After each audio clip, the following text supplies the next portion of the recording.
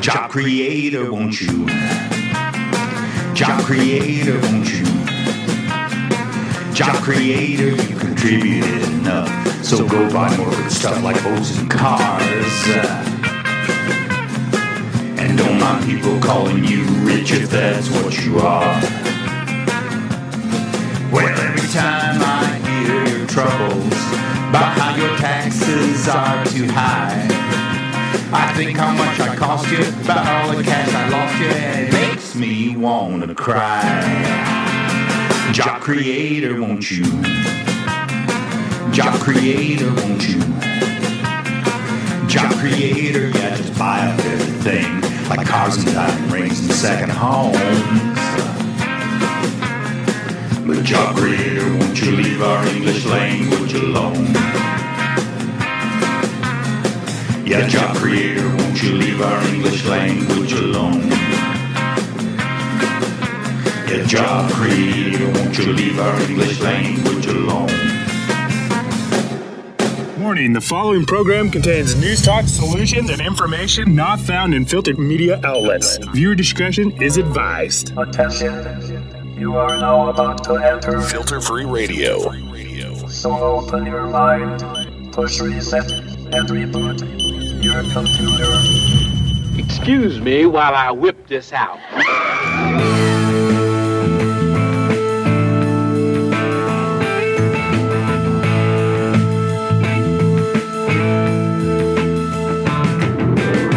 Looking for filters? Check your coffee maker. This is Filter-Free Radio with Jacob Dean and Skeptical Scott. Filterfreeradio.com. Get ready to suck down some grounds. When I talk about resistance, I think we have to stand up now and carry out acts of nonviolent resistance. Because the truth is, we do have power. We live in revolutionary times, but the counter-revolution is winning. Sounds like a case of the Mondays. Live Monday, 7 to 9 p.m. Eastern. Filterfreeradio.com. This is my favorite show. We have been given an opportunity to make a new beginning. And I think it's very important for us to start to build a culture of resistance because what we're doing isn't working, clearly. It's our job to very coldly assess reality and then figure out how to respond. Your number one source for unfiltered truth, analysis, and solutions. Filterfreeradio.com. Hey! We are broadcasting live. Happy St. Patrick's Day.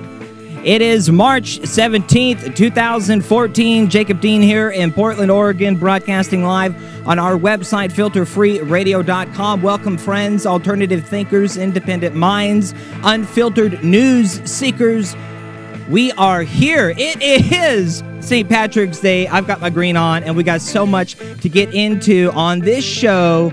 We're done with the status quo. We can no longer maintain it. We have to talk about how we got to change it. We got to talk about how we're going to mobilize you and me, the people, to get active to make that happen, because we've got to be the change. Because, hey, if we change our lives and make a lifetime of difference, that is a lifetime of difference, we can do that together right here, right now. Our website, filterfreeradio.com, is where you can watch the show, and you can chat with us live there. Also at radioornot.com, the home of Nicole Sandler. We are broadcasting live and free. What about, oh my goodness, there's so much to get into. And also we're on Liberal Justice Radio, thanks to the man Kenny Pick of Turn Up the Night. Coming up on this program, we've got some Edward Snowden to get to. I recorded that conversation that they had at South by Southwest. I've got a couple of very important clips to share with you from that. And also, friends in Seattle. This is a big deal. Friends in Oregon, friends in Seattle, in Washington State. You can RSVP by this Friday, March 21st. Progressive Radio Northwest at gmail.com. Seating is free, but it is limited. And I'm talking about the Come Meet Jacob Dean in Seattle with Mark Taylor Canfield. Hey, we're going to have a super cool conversation in a very important forum put on by the folks at Progressive Radio Northwest. The website is progressiveradionorthwest.org. You can check out more about that upcoming event, and we're going to talk with Mark Taylor Canfield here in just a minute about that, as well as what Mark is up to, some of the reporting that he's doing. A big story about, the FCC and how really in bed are they with some of these big conglomerate media empires. And by the way, pay no attention to the studies that say, there might be a problem when you put all of the ownership of media into the hands of one person. Just ask Berlusconi, but that's a completely different conversation, I suppose. There's other news. If you are aware of all of the activism around the month of March, it is the month against corruption. We got to talk about all of the activism going on all across the United States planned and coming up. A great website you have to check out is popularresistance.org. Oh my goodness, there's so much there. There's so much news and so much information. We have to get a link up to those guys very soon. Mr. Skeptical Scott, that's right. Mr. Skeptical Scott is in the house. Without further ado, our brother from another mother, Mr. Super Duper Awesome, mass producer, co-host, all-around kick-ass, fellow of Filter Free Radio, Mr. Skeptical Scott. Hello. Is with us, braving the snow. Hey, man, how's it going there? I don't know, just like 10 inches of snow here. I don't know what to do. And how about that? The climate is like literally changing. You were just telling me that yesterday it was like 65, or day before it was like 65. Oh, no, it was good 65 yesterday. Yeah, it was pretty nice. Couldn't complain about that. But today, it's 35 and snowy. Uh-oh. Dang it. Well, I always appreciate you being here, bud, and it's so good to have you with us. And also coming up later in the show, we might be able to speak with our good friend and chat room, good friend of the chat room there, Snork. Y2K is going to come on and talk some guerrilla gardening. It is just in time to get our green thumb on here on Green Day, and just in time to get your guerrilla gardening in, get your local sustainability going for yourself. Right in time for growing season, right? It's springtime, so people are getting that green thumb going. We'll talk a little bit about some really cool happenings with Snork there coming up in the second hour of the program. I want to go ahead and add Mark Taylor Canfield to the phone call, and I am dialing up Mr. Mark as we speak here. Let's see if we can't get him on the line. Put up his picture there. Of course, people who have listened to the show on a regular basis or have followed Mark Taylor Canfield's reporting on a regular basis know that we're good friends. He's a good friend of the show. We're good friends of his, all the way from days back at Occupy Seattle, back when the Occupy movement really first started to kick off. And the darn thing, let's see here, is not working yet. Let's see. Mark. Let's see here. Show. So, while I do this, Scott, do me a favor. And why is this not adding Mark Taylor Canfield to the line? I don't understand why this is not working. Is he just not answering? No, I don't know if that's the case. Here, what I can do is I can just dial his phone number. And we can do it the hard way. This sounds like a horrible Verizon commercial. And my apologies, friends, for getting us stuck here for a second. But I have to talk to Mark about... Uh-oh, yes, I'm dialing on the air. Dun, dun, dun, dun. Let's see here. My apologies for this. Man, that's some high-quality radio broadcasting. This is live, right? Do it live. How do we add that number to the phone call here? I just dialed it. Enter. Go, dial. Why aren't you working? Okay, this is not good. Okay. I don't understand why this is not working. Total technical fail in the first 2 minutes of the show. That is perfect. And I don't understand why this is not working. What else you got there, buddy? Here we go. Okay, I think it's working now. All right, my apologies for that. The reason why I want to get Mark Taylor Canfield on and start off the conversation with Mark is because there is a huge happenings coming up next week in Seattle, and we're trying to get the word out to try to tell folks about this. Hey, Mark, just giving you a quick introduction here, buddy.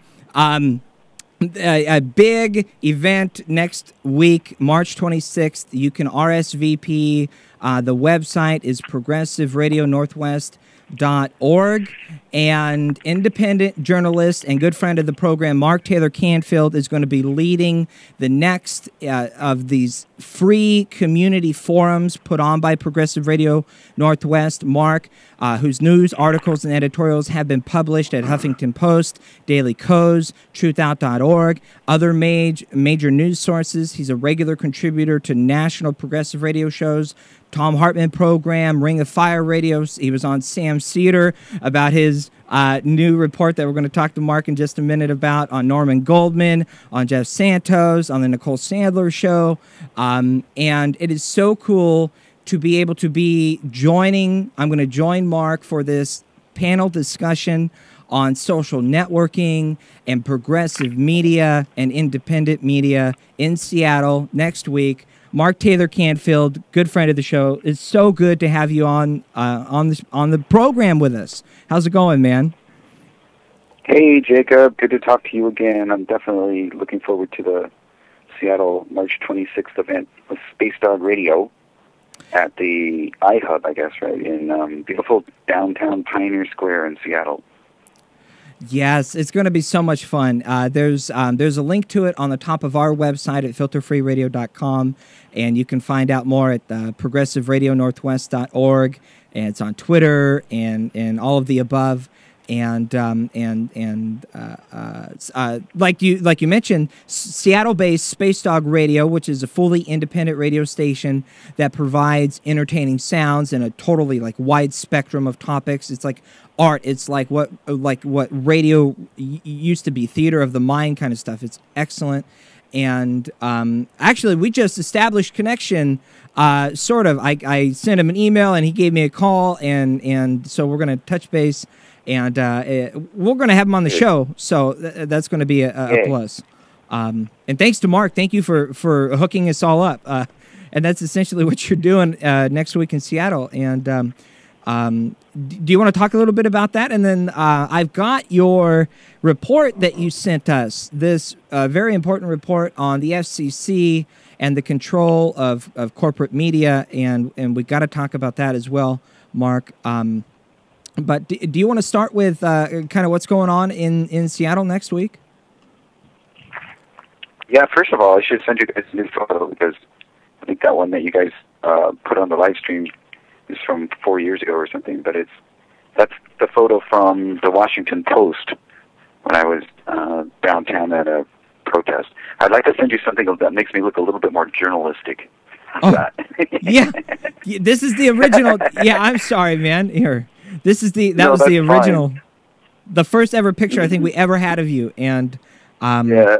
I'm sorry, man, but no, yeah, no, that's fine. It was cool because that photo, I think it was taken by, I don't know, it was taken by a Seattle photojournalist, but it ended up in the Washington Post, and it was actually, people would think that it would be about my journalism or about my activism, but instead it was about music. It was about the fact that people in the Occupy movement had a lot of musicians and bands involved, and there had been some kind of concert in New York or something. So they put my photo in there to say that, hey, this musician guy in Seattle is also protesting. But I just thought it was funny when I saw that picture. I'm not very good at keeping up to date on stuff like that. But I have had a lot of fun lately. Clearly. Neither am I. I'm sorry. But that's all right. I had so much fun lately because I got a chance to talk to Bernie Sanders on Tom Hartman's show, and I wanted to talk to him for so long. He was in Seattle a few years ago to talk about affordable housing, and at that time I think he was actually the mayor of Burlington, and he was saying that affordable housing in general was a human right.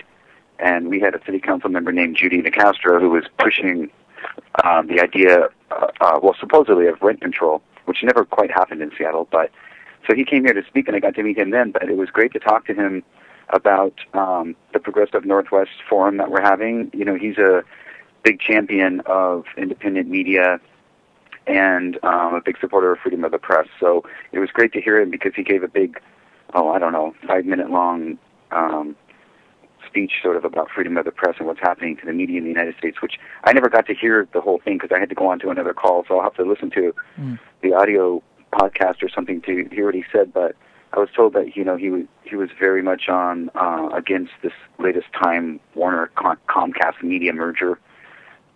Great. And that goes into the story that we've been talking about. But just to let you know, and hopefully we'll get a chance to hang out when you're up in Seattle. Yeah. But other things I've been doing is I've been writing this book, which is a detective novel. Actually, it has nothing to do with journalism or activism, really. And my friend in L.A., who's a really good artist, decided that he wants to turn it into a graphic novel. So I'm really psyched about that. I'm so happy. I want to see this, as a visual piece of art, and I'm really excited about that. He's a very good artist too. Got a full scholarship at UCLA Fine Arts School or something. So he's really good. That's so cool. When that comes out, I want to get a copy of it, man, and have you on the show, and we'll talk about it. Hell yeah, that'd be cool. It's, I think, part of the new self-publishing realm and stuff. He wants to start a publishing company and start these projects with local artists. So it kind of ties in a weird way. We talked a lot about media, and it seems like that's the ongoing conversation with all the people I work with lately, whether they're artists and musicians or whether they're journalists or talk show hosts or producers. They all want to talk about where all this media is going.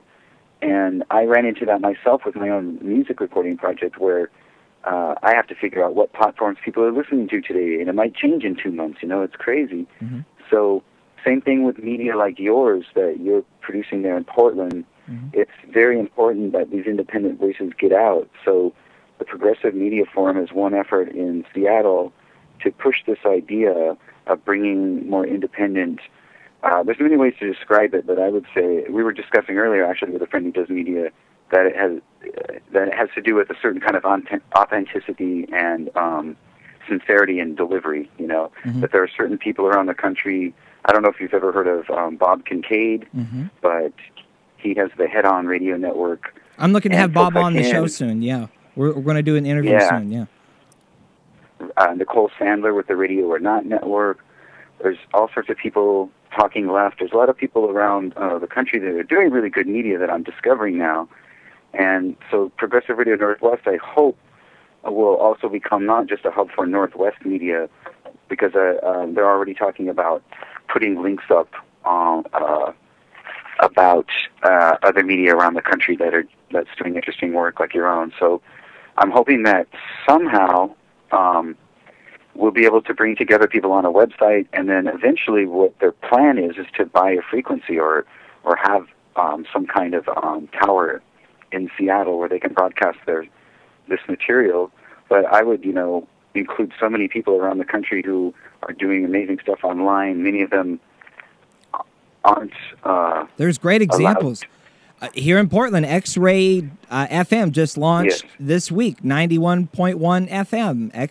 X-Ray.fm is the website, and that's a great model for anyone who says, hey, we need a progressive radio station. We need to put independent voices on the air, and they just come together and they did it. They crowdsourced it, crowdfunded it through, what is it, Indiegogo or Kickstarter, and they got $100,000, got a radio station going, and they're on the air now, 91.1 FM in Portland. And Mark, you're talking about, writing books and doing your own thing, and that's exactly what this show is an example of. Is Scott and I got together and said, hey, we're having these conversations off the air. Why don't we have them on the air or online and include more people in the conversation, get a phone number people can call in, take emails, tweets, and all sorts of things, and create a dialogue and actually try to do this ourselves, because as much as, like my previous employer loved me, I couldn't get on the air on that program as much as I wanted. So you kind of have to, if you want to do your own independent work and tell the truth or do your own investigative journalism, perfect example right now is theintercept.org. Glenn Greenwald, Jeremy Scahill, Matt Taibbi, these guys are saying, if we're going to tell the truth, we got to do it on our own terms, on our own website, on our own independent, from my bedroom, on my computers, with my microphone, my mixing board, and do it my way. That's the only way I'm going to be able to get it out, at least at this moment, in the, the beginning stages of the grassroots stages. So, and that's what it's all about. I'm sorry. I'll go on forever, man. So I'm gonna do everything I can to keep myself very short at this panel discussion next week. I will be sure to stop more often. But Jacob, but you do have a lot to say, and that's why you're an excellent panelist, and because these are the kind of discussions that everybody's having. And although the topic of the forum is going to be social networking, the new media, you cannot talk about that without talking about the state of the media and why it's where it's at, and what models people are using, like what you've done, and also Danielle, right, from Talking Left has done the same kind of thing, where you go out and you make your own media. Yep. And so a lot of us have been trained in one way or another, working with other people. Myself, it came from public broadcasting, but we all decide at some point that we want to be independent voices. And in the era of, corporate media consolidation of ownership, what you end up is a few large corporations who own all of the airwaves. They're no longer owned by the public, really. Right. In order to get KPOJ, or in order to get KPTK back together, or buy that frequency in Seattle, $5 or $6 million. It's a lot of money. So that's the state of the media, and there's so many issues involved with that. And I have to say this: it's part of what I have to say every time I talk about these issues. Is one thing everyone should know is that what I'm telling you today is not being reported, and I have a very difficult time getting it reported, even in so-called progressive or alternative media. It's just the way it is. These are this is the inside story to what's happening in the media. As I mentioned last time, I'm sure when you were guest hosting for Nicole Sandler, the United States is listed as 46th in the world on the Reporters Without Borders Press Freedom Index. That means there's 45 other countries who have more press freedom than the United States, including Costa Rica, Namibia, Finland being number one. Iceland is way up there, So we have to face the facts, and it's not just a commercial venture when Clear Channel buys up 880 radio stations, using Bain Capital as one of their investors or for the loan. Yep. But it's also a political statement when independent voices are taken off the air. It affects politics. It affects electoral politics. It affects the way people look at their own country and what's going on. And so the issue that I keep running into is that neither the FCC, the Federal Communications Commission, or the corporate or even a lot of the alternative media wants to face the fact that they are losing credibility in the eyes of the world in terms of press freedom and freedom of speech and just truth telling. And that's why they don't want to report on it, basically. Right. And for us, I was just going to say, and for us, that's a fantastic thing because more and more people are turning to independent outlets for content they can trust. Because at this point, I've got nothing to lose, and we're just trying to tell the truth and to inform the people so the people can make better decisions about what's going on. That's what it's all about. You just made an excellent point there, and all of these are sort of subtle points, and everything is in transition, so people are trying to wrap their heads around this every day. But the idea that a lot of the authentic voices I hear have nothing to lose is what gives them their freedom, and I've found that myself. And Free Speech Radio News, who I worked with for years, has always been a very authentic voice, and so it was easy there. Mm-hmm. But it's not so easy for the world, and Free Speech Radio News is currently off the air. So I've written at Huffington Post, Daily Kos, Truthout, which is one of my favorite these days, by the way. I would have to give them a plug. Truthout.org does some excellent fact-checking type of journalism and opinion pieces. And Op-Ed News is another source for a lot of really progressive voices. But all of these places are struggling to get the word out. And there have been sell-offs, like at the Huffington Post. Arianna Huffington sold the enterprise for $320 million to a group of investors. So there were changes, and that's what we're up against. So everyone is struggling with this model, these new models on how to economically sustain yourself while you're doing this kind of media. Luckily, the technology is cheap, which is something I've been preaching for years, that I always thought there's no reason why a radio station can't be live streaming, because people do want to see video these days, especially on their handheld mobile devices. But a lot of people have had a hard time making that transition. You're doing it. A lot of other folks I work with, Mike Malloy, Tom Hartman, Norman Goldman are doing that. And by the way, I'm curious about a group in Spokane because Mike Malloy, I was on his program the other day, and he told me that a nonprofit radio group out of Spokane contacted him. So I want to find out who those folks are, because there might be another partnership in this Northwest. Build the network, regional, baby. Yes. Yeah. But part of my take on all this, too, is that there is excellent media being produced, and it's being produced authentically, and it's not being controlled by editors or publishers or corporate CEOs. The challenge is to bring their voices out so that more and more people can have access to them on all these different platforms. And that goes into issues of net neutrality and bandwidth and all sorts of other things that we're fighting for, which all sort of come under the heading of media democracy. And by the way, there's an excellent group in Seattle called Reclaim the Media that's done a lot of work on media democracy. And they helped organize a response to the last series of FCC hearings on media consolidation, which took place actually in Seattle.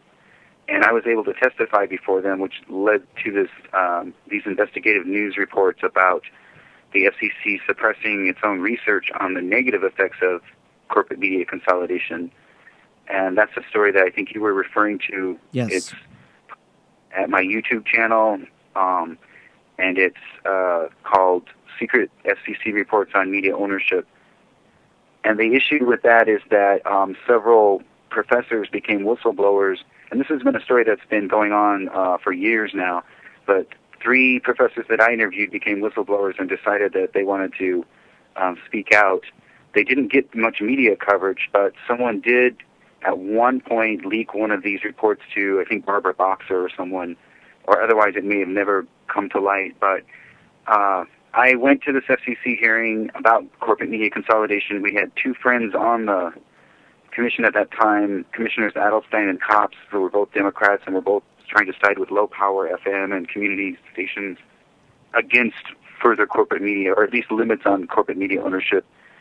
And these reports showed things like that corporate media control and limited ownership amongst just a few corporations limits your local news coverage so that folks in rural areas never hear anything about what's happening in their region because they're all watching the news from some big station in L.A., New York, or Seattle, or whatever. Right. And then also it limits female and minority ownership of the media.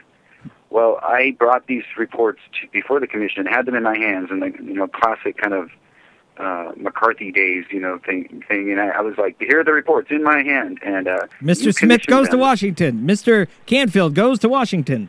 The communication commission itself commissioned these reports, which were done at the University of Delaware by Professor Janich, Danilo Janich, who is the head of the PhD and master's program there. And it was also, one of them was from the University of Michigan, and that was Professors Napoli and Yan. And they both spoke out in this Free Speech Radio News report that I did on Pacifica Radio and said, our research has been suppressed. This is political. The FCC does not want you to know that its own policies are hurting the public trust, basically. And we are offended because we're academicians who honor our academic reputation, and when we do reports that give data that shows a certain conclusion, we expect that to be respected and reported and used in your decision making. Unfortunately, the FCC claimed at that hearing that they had never heard of these reports that they themselves had commissioned. So there's the story, and the news report that was posted at the Free Speech Radio News Archives and is now on YouTube at my channel has segments from the interviews with the 3 professors and their attitude about this kind of suppression of scientific data, which obviously is not, the only department in the government that's been accused of that, right. But is a story that was never really told and has now become relevant again because of the Time Warner-Comcast merger. And by the way, ex-Federal Communications Commissioner Michael Copps went on Democracy Now! With Amy Goodman and just lashed out at the FCC and their decisions to allow this kind of media monopoly. So just one of those issues that aren't getting to be reported. So programs like yours and all these other progressive and independent voice programs, I can actually talk to people about them on there. But the corporate media and most public radio and television is not going to touch these stories, unfortunately.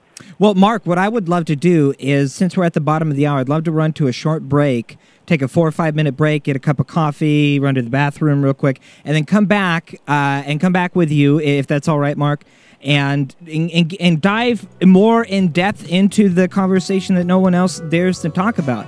And I've got the clips of those professors that you're talking about. I have those clips ready to play when we come back, and we'll do that next when Filter Free Radio returns with independent journalist Mark Taylor Canfield. Don't go anywhere. Independent media represents the voice of we the people. We'll be right back.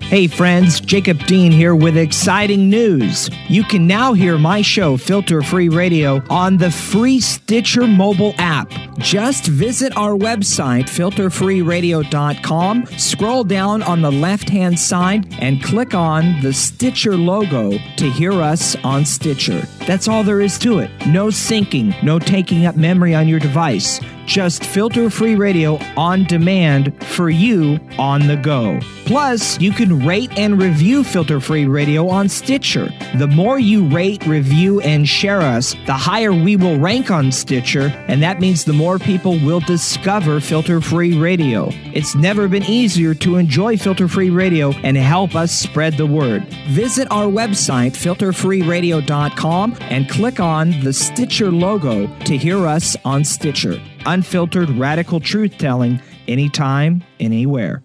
Thanks, and keep up the good fight. Tenacity can be a virtue, but the persistent push by giant food conglomerates to deceive us consumers has turned their tenacity into raw mendacity. Brand-name food peddlers are spending hundreds of millions of dollars on lobbyists, lawyers, campaign donations, PR hypesters, and political manipulators so they can genetically and dangerously alter the dinner we put on our family tables without bothering to tell us which items they've messed with.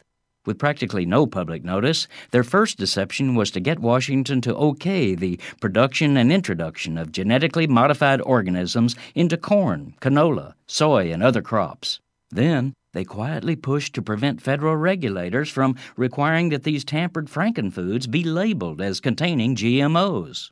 Next, they tried a grand deception, insisting that foods tainted with GMOs qualify for the National Organic Label. Even our usually submissive regulators balked at that one, but look out, for here they come again. Big Food's industry front group, the Grocery Manufacturers Association, is now demanding that foods with genetically engineered ingredients be allowed to use the word natural on their packages. Natural? Let's see. 1, these biotech mutations are not products of nature, but of corporate technicians. And 2, the plants are manufactured in corporate labs by extracting genes from a foreign plant or even an animal, then splicing those genes into the manufactured creature. The very DNA of this man-made food is altered, with no understanding of the long-term environmental or health consequences. This is Jim Hightower saying, a Twinkie is more natural than that. They're perverting both our language and nature's reality. To oppose these profiteers' tenacious mendaciousness, contact the Environmental Working Group. That's at www.ewg.org. To get more of Jim Hightower's populist take on what Wall Street and Washington are up to, visit www.hightowerlowdown.org. Filter Free Radio. Filter Free Radio. Filter Free Radio with Jacob Dean and Skeptical Scott. Jacob Dean. With Jacob Dean and Skeptical Scott. It's a constant evolution of understanding. It's the more you know, the more you want to do something about it, right? Yes. That's part of the problem of the corporate media and this false paradigm that's propagated by the so-called mainstream is that there's nothing you can do about it. Yeah. And that's not true. And that's what they want you to believe, but it's really not true. And so we have to relearn what was forgotten in the last 30 plus years, 40 years actually. I mean, really nothing's changed since the 60s, right? FilterFreeRadio.com. What the hell? Are you stuck at home on a Saturday night with nothing to do again? I can't take it anymore!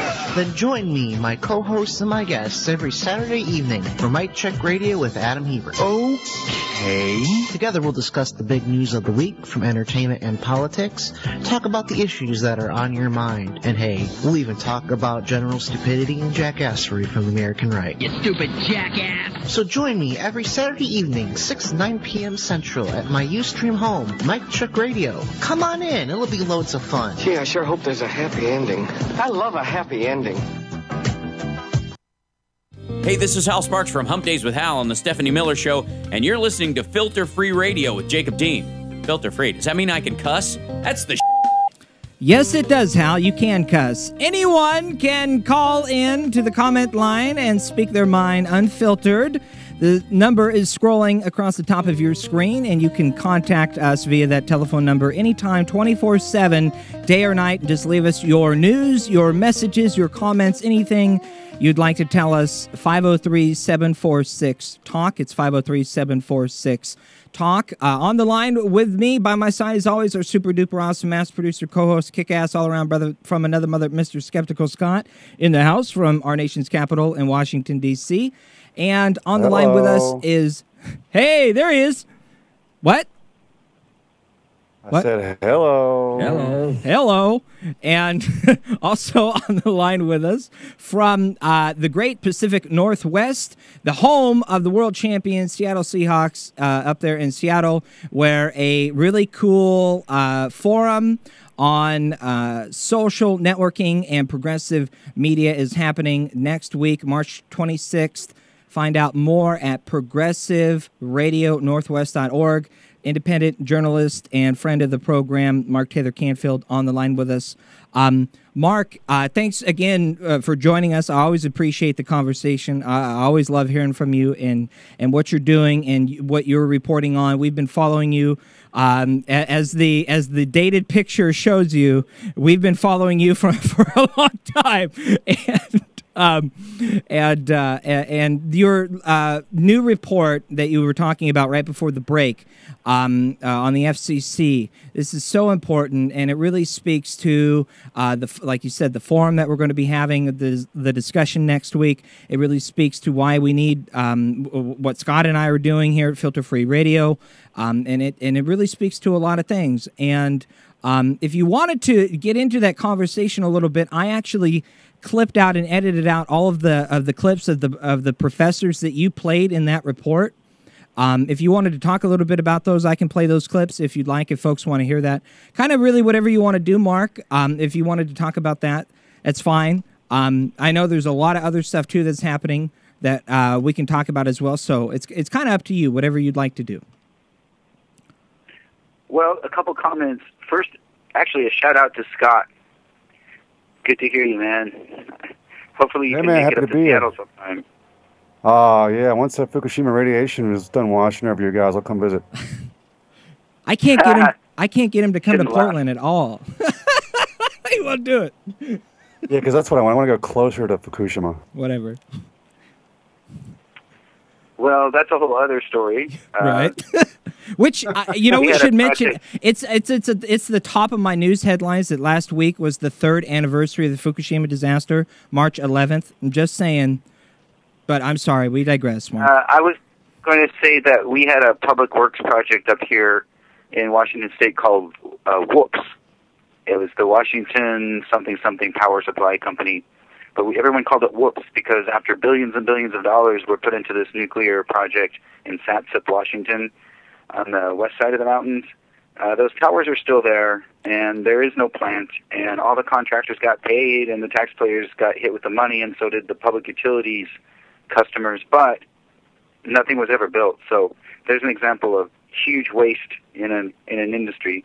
But other than that, which is, like I said, a whole other story, I was thinking, Jacob, one of the things that I keep getting the message from people in the media these days, in the independent media, is that we really do need to stop ranting and complaining about the situation and move on. So I like the idea of sort of spreading memes that are very positive about what we're doing, and one of them would be that really the issue these days, because of the technology, unless they try to shut down the web or somehow, or shut us out, is the fact that the technology is so available and the media is so open to citizens at this point, or anyone, as citizen journalists, I guess is one phrase that people have called it, that anybody can do this stuff now, and it just seems like that is a great freedom that we should all celebrate. The challenge of it is that if you are trying to do a lot of different kinds of media, because of the changing technologies and platforms and all these mergers and God knows who owns, the rights to what these days, it gets complicated, and so it becomes sort of very a logical left brain kind of process to try to work all of that out. And that's what a lot of artists and media people, I think, are up against. It's not the fact that there aren't opportunities. It's how do you fit all of those opportunities into one day and still eat and sleep and have some kind of social life and work, So it's really difficult. But really the situation has a lot to do with the politics on the national level when you talk about the FCC. And so these professors are bringing up something that they take very personally, which is academic research being buried, suppressed, ignored. And so the only setup I could give to those clips is just to know that these professors were hired by the FCC to do commissioned reports on the effects of corporate media consolidation. Their conclusions were not in line with the political attitude on the FCC at the time, which was crowded with Republican appointees, and it was headed at the time by Chairman Michael Powell, Colin Powell's brother. So they took a political stance with the corporations and allowed a whole series of corporate media mergers, which has led to the fact that Clear Channel owns 880 radio stations. And so these are the professors telling you in their own words why they're not okay with that. Oh, and here we go. Without further ado, here's the first clip. If you have policymakers who have already reached a conclusion, and there is research from their agency that is in direct contradiction of that conclusion, you simply suppress it. Under administrative law, that would be illegal. I'd like to file that under one of those kind of no-duh things. It just seems so obvious when you think about it. And then here's the second part. The next clip, I think is... By the way, yes, Jacob, that was Professor Philip Napoli from the University of Michigan. And this is him as well. The second clip is Professor Napoli as well. And here's the second clip. The suggestion from now Chairman Martin and others, former Chairperson Powell, that they never saw it is just disingenuous to me. And is that right, Mark? Well, that was my question to him is when I went to the hearing and I presented these reports and actually got a call from, I think it was actually the chairman's office later, what do you think of that? What's your comment on that? And that was his comment, was that he just doesn't believe that, especially I guess Yanich's report, he doesn't believe that they didn't see it. Now, I have no evidence to prove one way or another, so I'm relying on the professors, to give their opinion on that particular point. Also, Philip Napoli is with the McGannon Center for Communications at the University of Michigan. And here's the next, and this is the second professor, I believe, that you interviewed. This is the third clip. There's a lot at stake. There's a lot of stuff going on. Big-time stuff, big-time policy implication stuff where there are billions of dollars at stake. Billions. B with a billions. B for billion. That's a lot of money. Here's the... uh-oh, did I lose you? Here's the fourth clip, and this is... Let's see here. Where is that? I don't have the name of this clip. I'm sorry. This is the fourth clip, though. This is, I believe, the other professor talking about what you just heard, the first two that we played. I believe that the... Go ahead.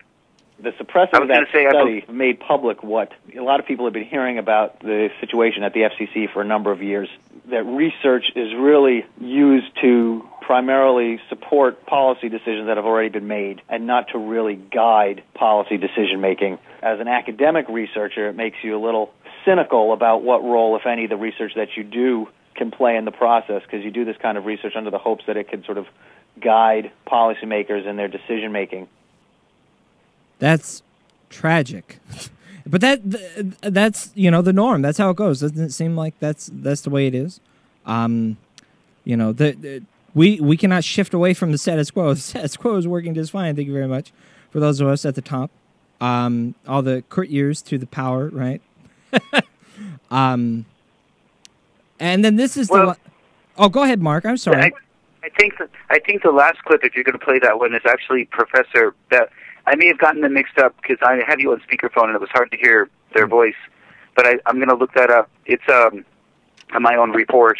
But I believe that the first clip that you played was Napoli. The second one was Michael Yan, and then the third one is actually Professor Danilo Janich, and he is from the University of Delaware. He's the head of the PhD and master's program there, and he was commissioned by the FCC to do this report on media consolidation, and he was the one who went into the most specifics, and it was his report that caused the most controversy, and he, I believe, if I remember rightly, was the first to come out and say, hey, I'm willing to talk about this.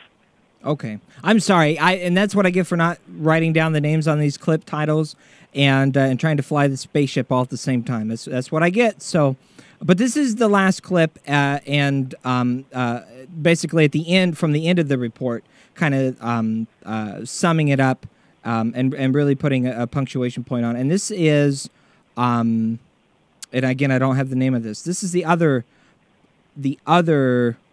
last professor in the story.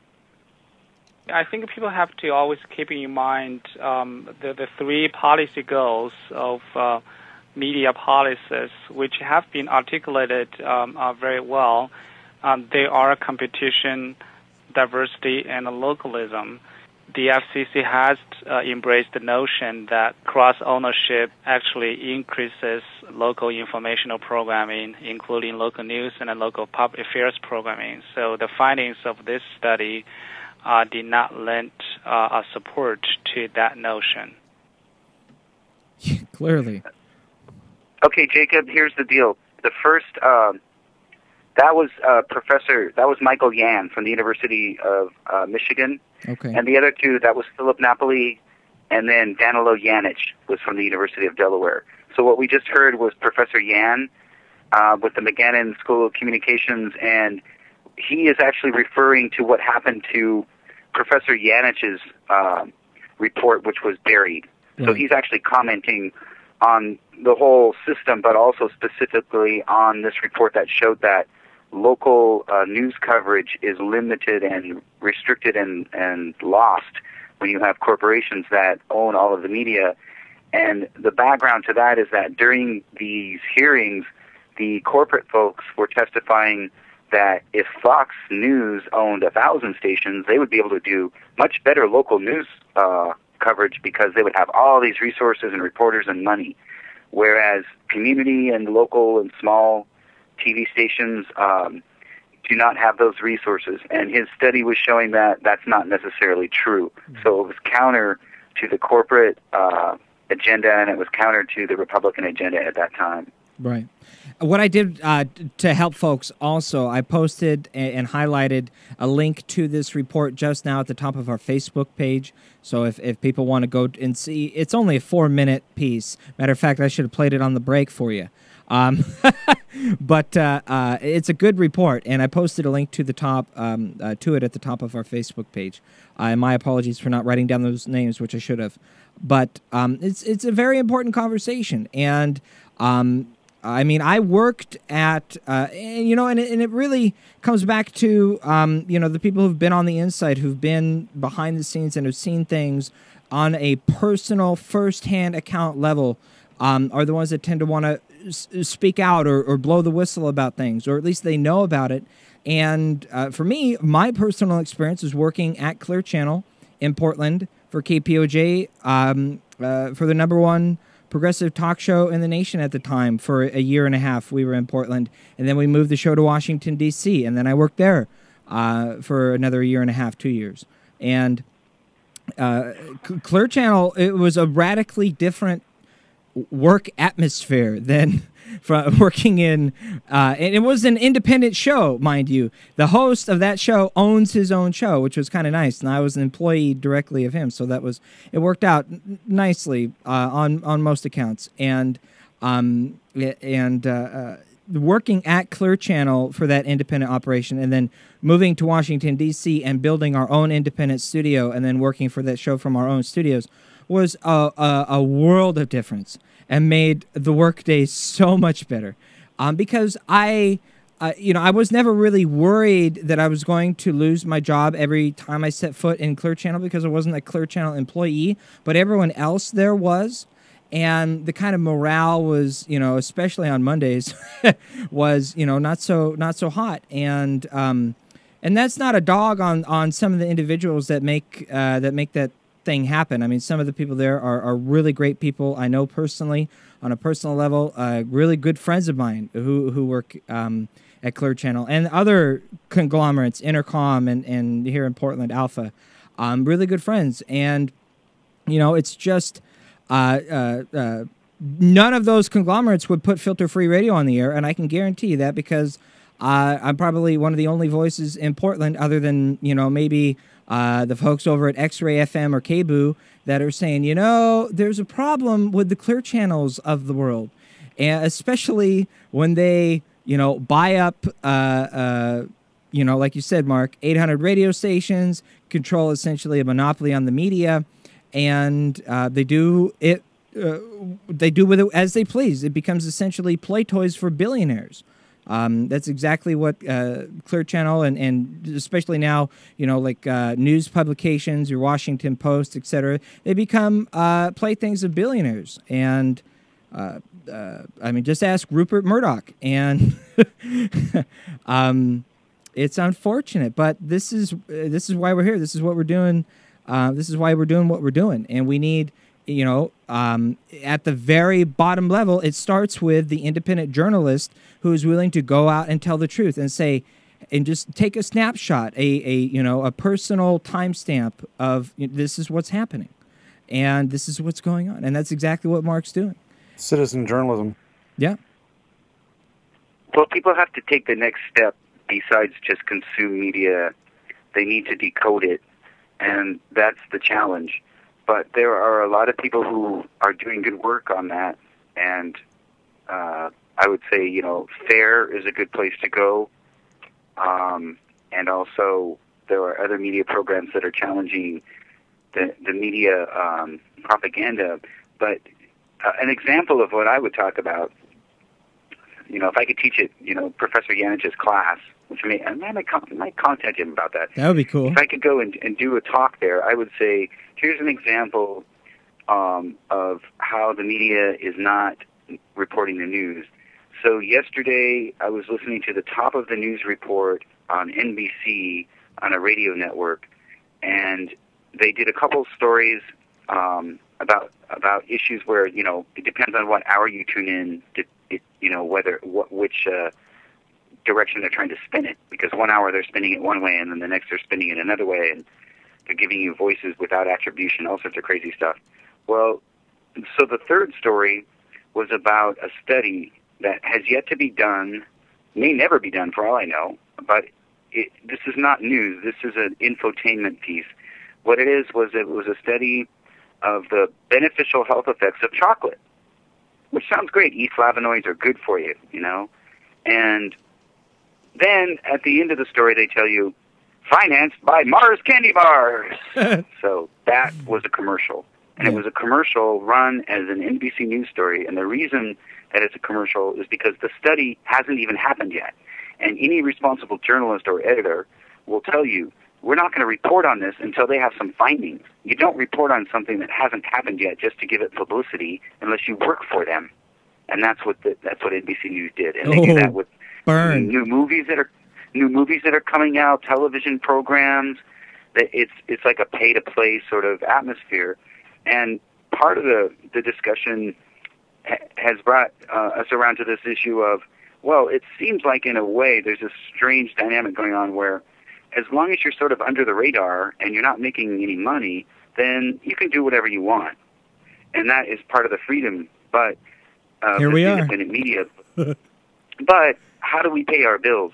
Yeah. Because our landlord doesn't really care how good our radio programming is. Amen.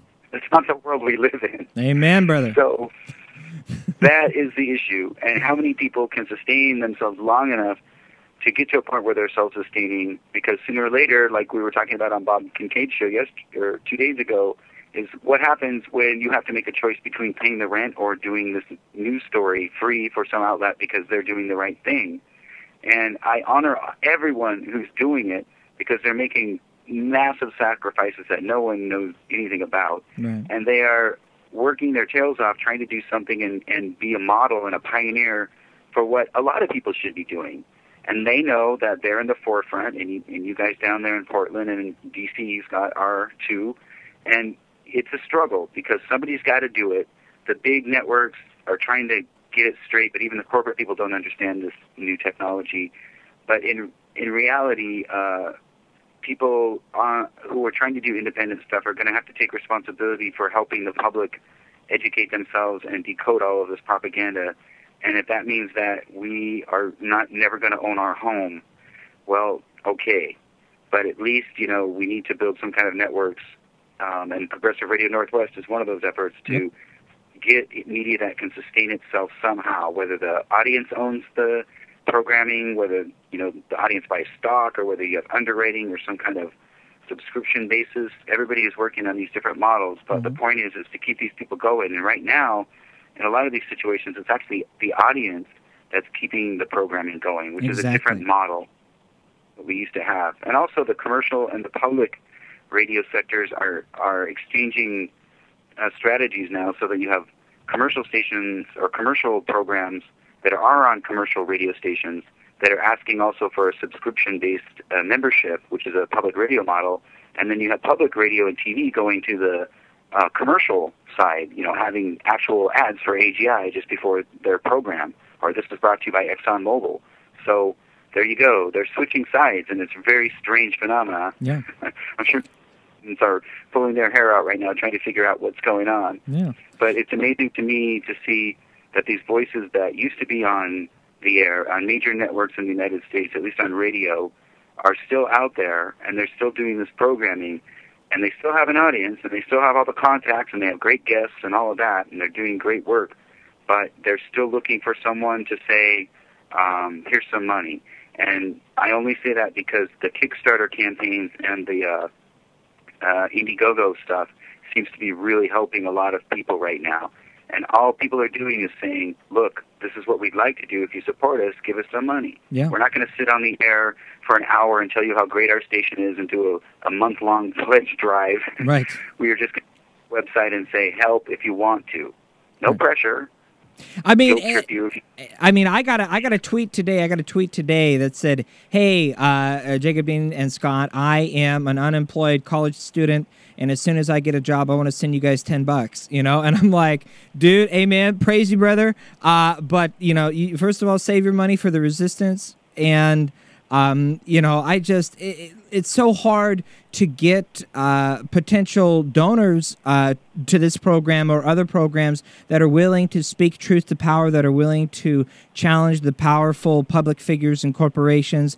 Potential donors don't endorse things like that, and it's hard to keep folks coming back to the show when, independent media is largely consisting of trying to tell people what they don't want to hear.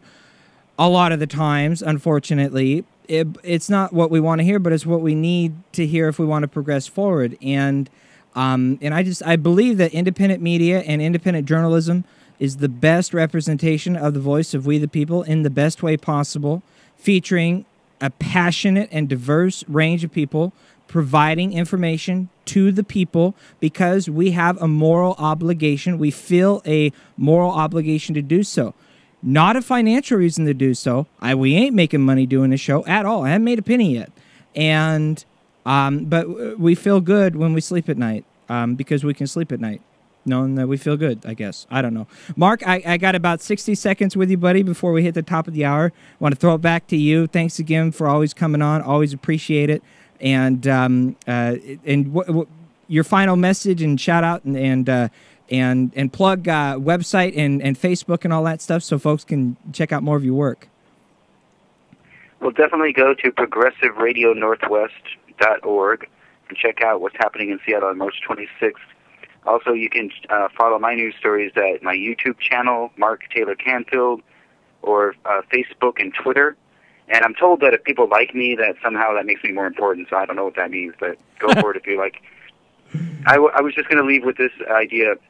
One way to look at this model might be that folks who listen to your programming and other independent voices are not going to spend their money at Walmart. You know, they have a little bit of money, maybe not a lot, but they're not going to be spending it on these people who are advertising on the major corporate news networks. So what are they going to do with that money? Right. That's it. I'm going to need it to make it happen. Mark, did I lose you? Uh-oh. I think I lost Mark. All right. Oh, no, No. Oh, I'm sorry. You can leave on that. Check out truthout.org, too, and my articles at Op-Ed News. Okay. There's one there called Is Radio Dead? Yes, and we put a link to that up at our website. Mark Taylor Canfield, thank you so much, man. It's always good to hear from you, and we're going to see you next week in Seattle, bud. Yeah, I'm looking forward to it. I'm so glad this is coming together, so thanks for being available and participating, and hope you can hook up with Space Dog and maybe write up together or something, because he spends most of his time in Portland these days. We'll have to figure something out. We're definitely going to make it happen, and thank you for making it happen too, bud. We'll talk to you soon, and we'll see you next week. Here, Jason. See you. All right.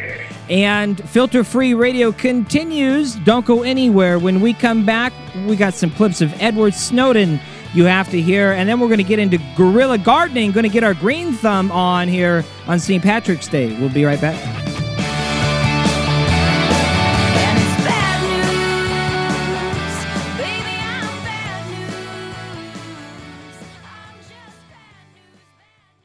Filter Free Radio. Filter Free Radio. Filter Free Radio with Jacob Dean and Skeptical Scott. Jacob Dean. With Jacob Dean and Skeptical Scott. I had the honor of interviewing Jill Stein, the actual Green Party presidential candidate for 2012. Our interview is at our website at filterfreeradio.com if you haven't watched it already. And in the conversation, I told Jill Stein, I was like, I used to work for Thom Hartmann. And where I'm at now is I'm developing a focus on the activism, on the participation, on the real difference making, not so much the political hearsay. And Jill Stein told me essentially words to the effect of, why is it that when people are abused, they always continue to keep running back to the abuser? Filter Free Radio with Jacob Dean and Skeptical Scott. Why do we keep running back to the Democratic Party that keeps abusing us when we, as progressives, should be progressing forward? FilterFreeRadio.com. Tune in to Liberal Justice Radio on the TuneIn app and TuneIn.com.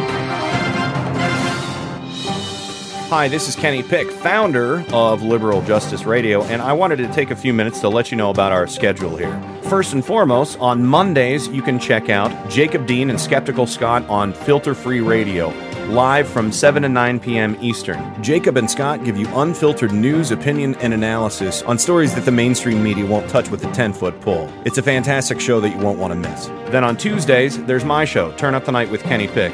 I have many co-hosts, Tom, Deba, Matt, Kim, and Pete on Tuesdays. That's 7 to 10 p.m. Eastern. We have lots of laughs. We talk about politics. We talk about news. We talk about all kinds of stuff. You'll love it. We also have a Friday show, but we'll get to that momentarily. We're proud to announce that we have a brand new addition to our live family, and that's the Bradcast, of course, hosted by the world-renowned Brad Friedman of the Brad blog and the Green News Report. And we're very happy to have him on from 6 to 7 p.m. Eastern every Wednesday. Then Thursdays, well, everybody gets the night off for good behavior. Then Friday comes back around, and yeah, that's right, Turn Up the Night is back.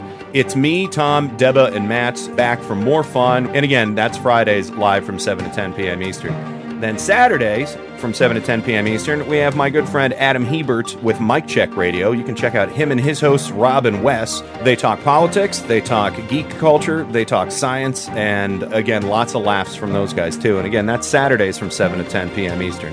That's when the shows are live. We encourage you to listen 24 hours a day if you humanly can. We would love that. That's Filter Free Radio, live every Monday from 7 to 9 p.m. Eastern.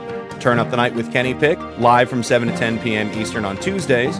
On Wednesdays, the Bradcast, live from 6 to 7 p.m. Eastern. Thursdays, we're off. Fridays, we're back with more Turn Up the Night from 7 to 10 p.m. Eastern. And then on Saturdays, it's Mike Check Radio, live from 7 to 10 p.m. Eastern. Nothing yet on Sunday, but you never know. We might throw a curveball. So please enjoy our live shows and the recent rebroadcasts that we run 24/7. And find out how to get in touch with us. Let us know how you're listening to Liberal Justice Radio and what you think of the programming and what you'd like to hear more of. Liberal Justice Radio on the TuneIn app and TuneIn.com. You never know who or what you'll hear when you listen to The Nicole Sandler Show at RadioOrNot.com. Your view is not being represented in this country because all of our views have been corrupted by money and politics. Remember, 94% of the time, the candidate who raises the most money wins. That's the fact that we need to drive home constantly. It's all about the money. Dylan Radigan, you rock. The Nicole Sandler Show, live Monday through Thursdays at 10 a.m. Eastern, or podcast anytime at RadioOrNot.com. Hey friends, Jacob Dean here with exciting news. You can now hear my show, Filter Free Radio, on the free Stitcher mobile app. Just visit our website, filterfreeradio.com, scroll down on the left-hand side, and click on the Stitcher logo to hear us on Stitcher. That's all there is to it. No syncing, no taking up memory on your device. Just Filter Free Radio on demand for you on the go. Plus, you can rate and review Filter Free Radio on Stitcher. The more you rate, review, and share us, the higher we will rank on Stitcher, and that means the more people will discover Filter Free Radio. It's never been easier to enjoy Filter Free Radio and help us spread the word. Visit our website, filterfreeradio.com, and click on the Stitcher logo to hear us on Stitcher. Unfiltered radical truth-telling, anytime, anywhere. Thanks, and keep up the good fight. Live Monday, 7 to 9 p.m. Eastern, your number one source for undiluted truth, analysis, and solutions. FilterFreeRadio.com. Hey, and welcome back to the second hour of the show. We are broadcasting live. A show full of interesting technical difficulties, but we're rolling through it. We're doing it live. Do it live. It is March 17th. It is St. Patrick's Day. So good to be with you. Hope you got your green on. Skeptical Scott here by my side. We're going to get our green thumb on here in just a few minutes and get Snork Y2K from the chat room on to talk about some guerrilla gardening just in time for your spring garden so you can participate locally in your backyard and be sustainable and grow your own local delicious food that you can feed yourself healthy, nutritious food, right? I want to give a shout out to Mark Taylor Canfield for coming on our first hour and having a great conversation. Looking forward to our conversation next week in Seattle. You can come meet me and Mark in Seattle, March 26th. That's next Wednesday. It's at the Impact Hub, Seattle. The address is 220 2nd Avenue, South Seattle, Washington, 98104. You can contact Impact Hub, Seattle. The phone number and stuff, there's a link to it on our website at filterfreeradio.com, and I'm looking forward to that. You have to RSVP to the event. Seating is limited, and if you're not in the Seattle area, in the Washington or Oregon State area, tell someone that you know who is, and maybe they can come check it out. Another quick shout out to our newest Facebook friends who like us on Facebook, and all of the people who follow us on Twitter, which you can find interesting live tweeting sessions and random ranting sessions on Twitter. And follow what Skeptical Scott is posting on our Facebook page.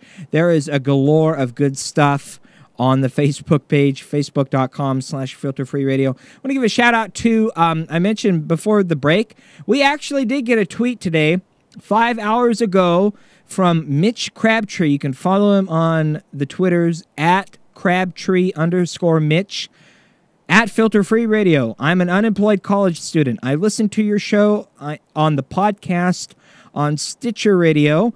Expect $10 once I get a job. Thanks, man. I really appreciate it. And I wrote him back. I said, thank you. I really appreciate the kind words. No need to do that. But we will at some point get a donate to this program so we can maintain sustainability link up on our new website, which is coming. There's a new filterfreeradio.com coming, but in the meantime, you can still check out our current and very well-functioning, full of free archives, filterfreeradio.com. Keep on fighting the power and speaking truth to power. And so there we go. Shout-outs for the show. Okay. There was a conversation, Scott, and I want to get you into the conversation, man, because I know you got 6 inches of snow over there. You ain't feeling good. You got things to do, places to go, and I always appreciate you being on the show, man. And folks want to hear Scott. You wouldn't believe how many folks on Twitter I'm getting saying, is Scott on Twitter? How come Scott doesn't tweet that much?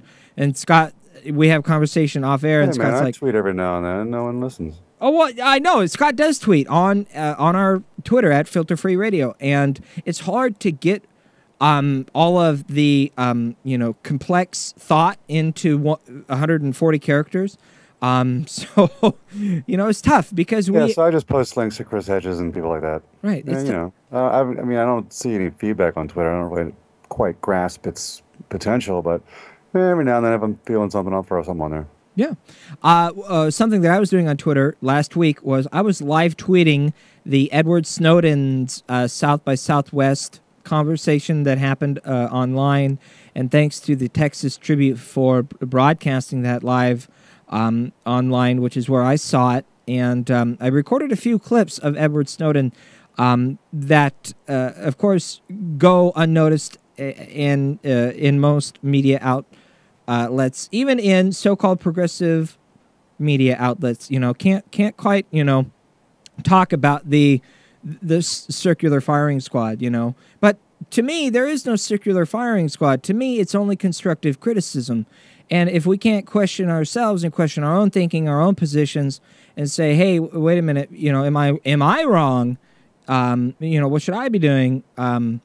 Then how can we expect others to question deeply themselves? self-critical in order to maintain at least a modicum of honesty or truth? Right. And I've got 10 clips here from Edward Snowden. I'm not going to play all 10. I just want to play a couple. And so when it comes to... I just wanted to play a couple of the highlights. And and the first highlight I wanted to play is this clip. And he basically asked the question. They did a live, tweet. If you want to ask, and he took questions live during this conversation, and the hashtag was Ask Snowden. Which is really cool that you do that. We'll take your questions live via Twitter. Send us a tweet at Filter Free Radio, and we'll read your tweet on the air, right? We do that at any time. You want to email us? I'll read it on the air. You want to call us? Call us. The phone number is right there. And we're going to get Snork on in just a minute. Someone tweeted, basically, would you do it knowing what you know now? You're in Russia, you're hiding, your life is over, Edward Snowden. Would you do it again? And this is his answer. And so when it comes to would I do this again, the answer is absolutely yes.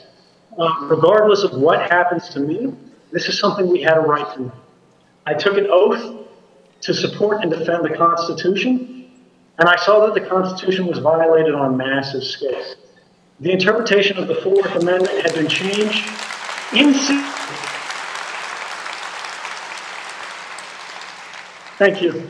The interpretation of the Constitution had been changed in secret from no unreasonable search and seizure to, hey, any seizure is fine, just don't search it. And that's something the public ought to know about. Yes, it is. And, that was something that got tweeted around a lot, was that quote. I apologize, the audio wasn't, it isn't that great. If you watched it live, you know that the audio wasn't that great to begin with because, and I'm not a big computer whiz or anything on the internet, but he was going through something like 6 or 7 different proxies and a whole bunch of encryption and all this other stuff. So I can imagine that the signal isn't going to be completely 100%. You know what I'm saying? So there's that. But he was probably using the Onion router. I have no idea what any of that stuff is, but that's why, one of these days we can have a conversation, Scott, you and we'll get Snork on and we'll talk about encryption because I've got clips of Edward Snowden saying how he likes encryption, encryption works, talking about preparing for tomorrow, today, not tomorrow. And this is another clip I want to share before we get Snark on. And this is really important. Just, how can we consent to something without being first informed about it? Like, have you ever signed a contract without reading it? Or have you ever signed an agreement? Or have you ever signed anything without reading it first? Or have you ever clicked on I accept without reading all this stuff? We do it all the time now. It's like we don't even think about it. But how can we really consent to something without being informed about it? Because that's exactly what they want. They want us to be uninformed, making irrational decisions, when you and I know that we benefit each other when we are informed, making rational decisions. Here's Edward Snowden, South by Southwest. How can they consent? How can we consent without being informed? Public advocates. We need public representatives. We need public oversight, some way for trusted public figures, sort of civil rights champions, to advocate for us and to protect the structure and make sure it's being fairly applied. We need a watchdog that watches Congress, something that can tell us, hey, these guys didn't tell you that you were just lied to. Because otherwise, how do we vote? If we're not informed, we can't consent to these policies, and I think that's a danger. Exactly. If we're not informed, we cannot consent, and I agree. Data should not be collected. Whoa, dude! My Adobe Edition is misbehaving, which is not a good thing. So, that's some funny stuff, dude. The takeaway from that whole, I watched the whole thing. You can watch it on, I think it was on live stream. You can go back to, if you can Google it or whatever. The whole hour-long live stream is there, and the takeaway was that we need to work on next generation encryptions and encrypt everything we do online, because apparently, according to Snowden, the NSA doesn't have quite the capacity to de-encrypt everything. And if they did, even if they do, by doing so, since they're storing every single thing that every single buddy does at any given time on the internet, which is just an unfathomable amount of data, what you do is you make that data overwhelming to them. And encryption obviously adds that much more volume to their already, growing dragnet, and it'll overwhelm their system, which is a good way to start. So, I mean, it's just, when you encrypt something, it's, I don't know the ratio, but it ends up being 2 or 3, 4 or 5 times greater in terms of data transfer rates than otherwise unencrypted stuff normally is, because obviously you're encrypting it, for lack of a better explanation. Right. But the point is that I apologize. My apologies to all the computer whizzes out there. This is like the ABCs. 101, yeah. Because I don't know any of this. Like, this is why your website looks like it does, right? No. Anyways, yeah. Well, I mean, the point is though, is that he was saying that in order to have privacy, you have to have encryption, and otherwise you don't. And it's like a computer hidden thing that hide things. Yeah, so and he went back and he touched briefly on that last clip you just explained or played. Where he said how that it's kabuki theater. Right. These oversight panels that sit there and ask, McChrystal or whoever else these sons of bitches are who are running our so-called intelligence community, questions that they know and let them lie. It's Senator Ron Wyden. Yeah, right. That's why Wyden was so pissed off, because he's like, "Are you sure?" And the guy's like, "No, yes, I'm positive we didn't do this." And he asked him 3 times on record, knowing that he's lying to him. Here you go. Here's a clip. I got the clip. You want to hear the clip? Let's hear the clip. Does the NSA collect any type of data at all on millions or hundreds of millions of Americans? No, sir. It does not. Not wittingly. Bullshit. They cut the mic before that was the least untruthful answer I could have given, I think, was his rebuttal later on. Right. So it's like, it's just, there is no oversight, because obviously they're not allowed to expose these lies to the American public. And of course, it's the whole impetus for Snowden doing what he did, because he sat there and watched that shit pulling his hair out, from the inside going, man, I know all about this. These guys are lying.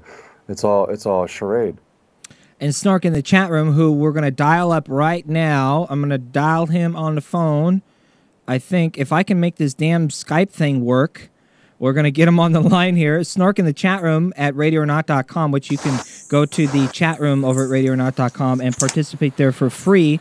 Snark in the chat room mentions it is currently illegal to use an encryption method that takes more than 10 seconds for an NSA or NRO standard computer to decrypt, and they can charge you with treason if a hard encrypted message leaves the U.S. or crosses a U.S. border.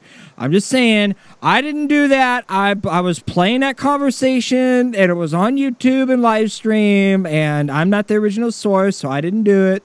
I'm crossing my T's, dotting my I's. Don't sue me. If it is in fact true, WikiLeaks or whatever, whenever he does data dumps, like when he first when Julian Assange first ran to the Ecuadorian embassy, he did a dump where everyone could download this massive encrypted file. It's like a 7-layer encryption that I don't even know the extension to it. I don't even understand what it is. But he did so. It's sort of a what they call, I forget the term for it, but the point is that it's in case they kill him, then the encryption key will be released and everybody can have access to that information. Wow. He's done it multiple times. In fact, he did it like last year again, except for it was like a 7 gigabyte encrypted file that I couldn't even download because my computer is too slow and my internet connection sucks. But, it's obviously a 7-layer encryption that you can't open and the NSA can't open because they don't have the technology to do it. But yeah. Did you hear that sound, though? That's the sound of that shit flying over my head. And that's why we got to get on people like Snork, Y2K from the chat room, who's on the line with us now. Hey, man, it's good to hear you. Hello. Yes, I was on a project a few years ago where I needed to have government permission for an encryption, and my limit was set at 10 seconds.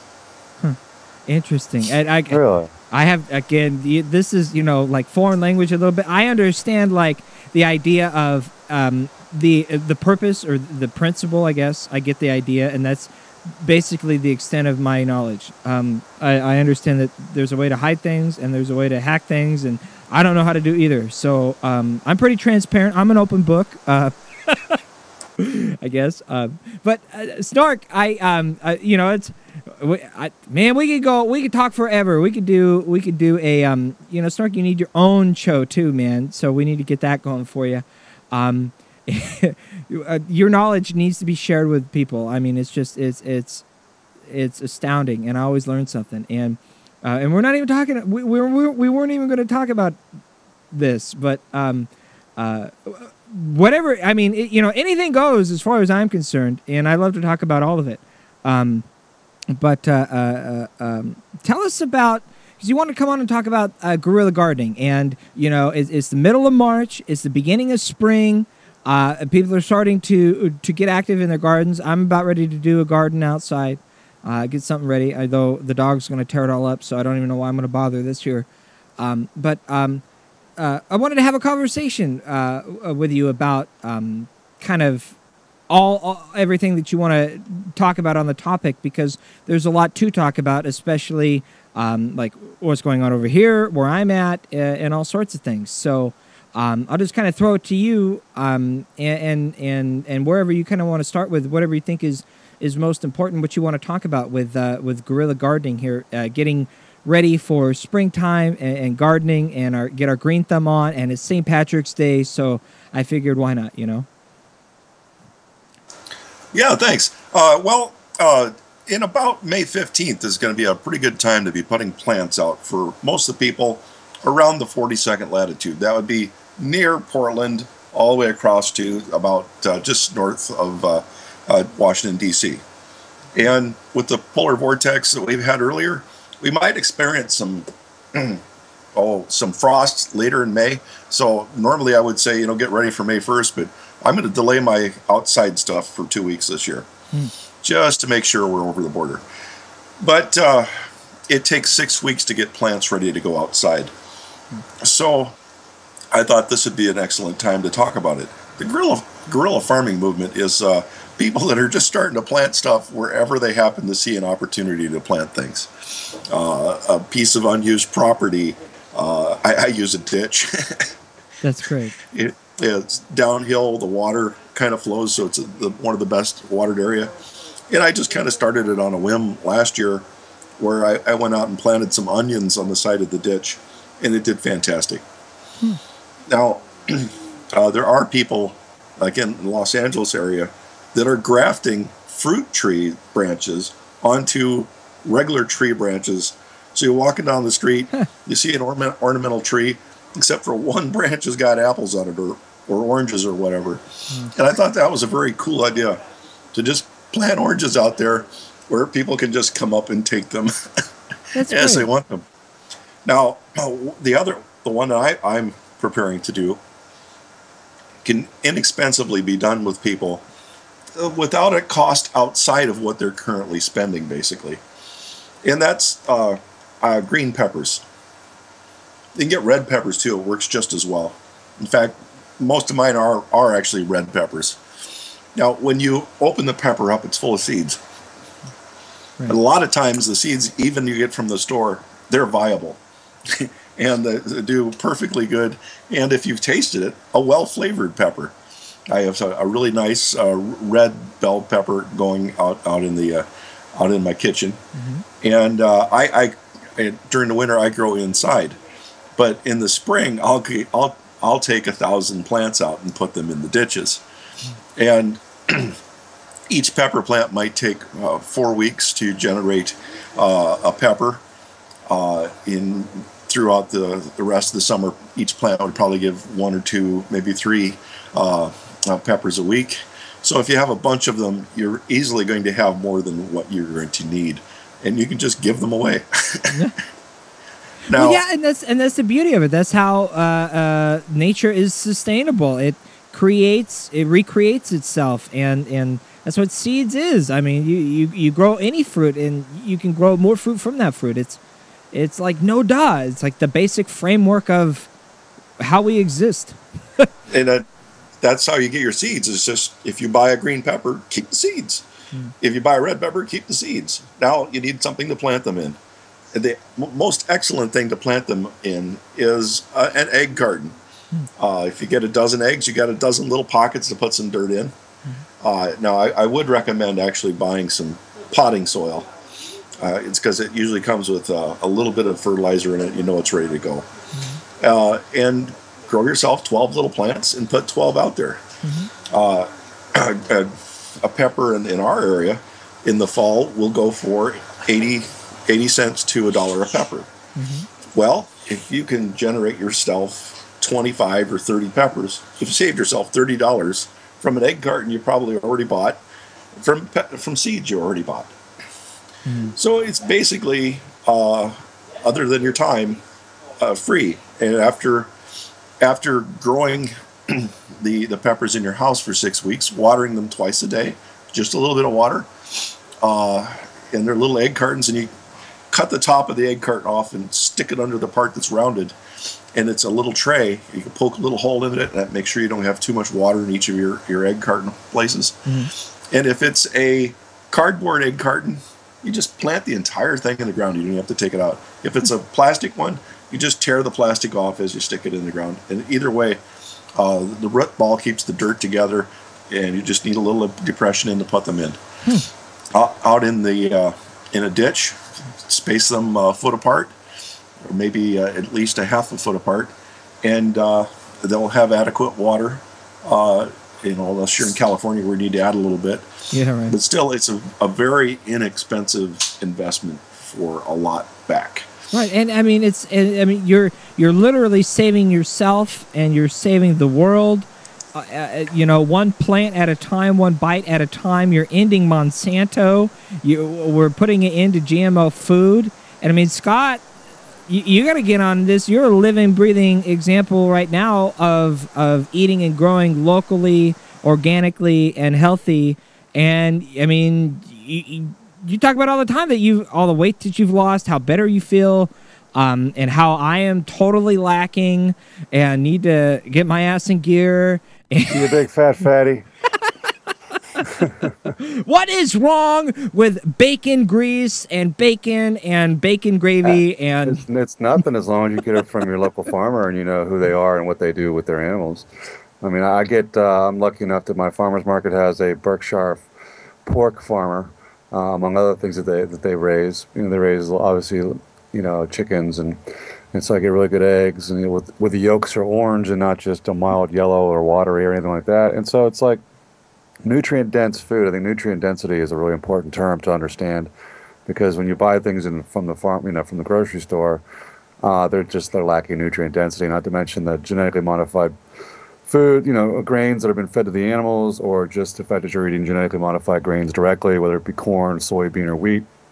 I mean, they're all genetically modified right now in our food supply. So it's important to get your own local garden growing, get your own local community supported agriculture functioning. And it's, I mean, I got collard greens. It's winter, it's winter time, so the winter vegetables are collard greens and these winter kale and bok choy and other winter greens, and who are surviving despite the really, really cold weather.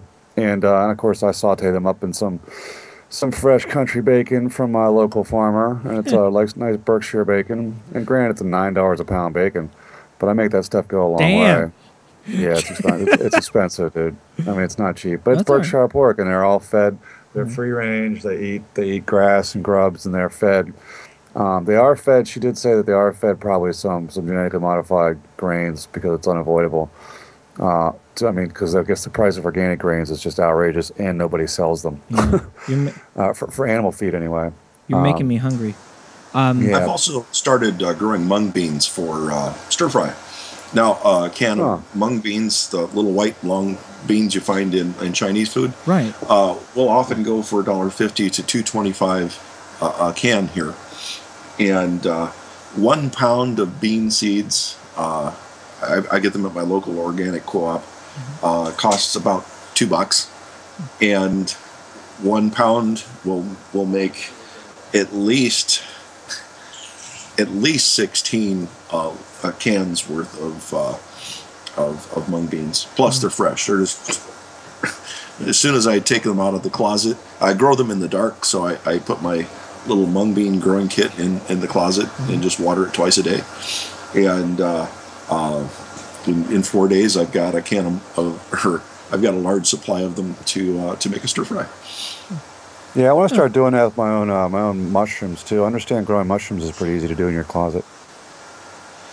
I haven't tried mushrooms yet. I have a in-house hydroponic system, and I've currently got peas going and green peppers. I had a very good tomato going that was killed in the polar vortex. The windows actually shrunk to the point in my house where the cold air blew around them and down, and I had frost in my house that killed my oh my God. Ouch. I'm happy. Yeah, I see pictures of that tomato plant. It was like Seymour from what movie was that? Yeah, exactly. I know what Little Shop of Horrors. Yes. It took up the entire window. I'm happy you mentioned that. Can you talk about that for a minute? Because we did a thing on Dylan Radigan a while back, and what the folks at Archie's Acres are doing. And it's essentially hydroponic systems using a fraction of the water than traditional soil planting. But how do you do a hydroponic thing in your house, kind of thing? I mean, is that what people should be doing? Yes, I have a approximately 2.5 foot, 18 inches deep, and 3.5 feet tall hydroponic garden that will probably, once I've got it all planted out. My wife's currently in the hospital, and I'm away from it a lot, so I've killed some of the seeds before I put them in the hydroponics, and I've been able to recover some through the hydroponics. And then that part's going slow for me since I'm away a lot. But the current one should have the output in that little space, because when you're in the ground, the distance you put the plants apart and how many plants you can put near each other are dictated by the amount of light and by the amount of waterfall. The plants actually don't need very much water, but the dirt around them takes all kinds of water, and the only way that plants can breathe, their blood is water almost, the sap, and it's called transpiration cohesion. The water molecules leaving the top of the leaves are what draws the air and the gases that they need through the entire plant. So without water leaving the plant, they can't breathe and they die instantly. So if you increase the water flow to the plant, you can put an incredibly dense garden in there. As long as they've all been able to get some light, every leaf. And again, I'm sorry, on the radio we can't talk about the picture that you guys saw of my window, where every square inch of the window had a leaf. Wow. And that plant went back into the room a good foot. So it was that one we called Seymour was about 6 feet tall, 4 feet wide, and a foot and a half deep. And after 3 years, we retired it, and last summer we put it out in the field for the new one. Now the Seymour was a root ball, was a kind of a hybrid between planting and a hydroponic system. Right. It had no dirt. It had no reservoir system. When I got up in the morning, I filled a little container that was a used soap dispenser from a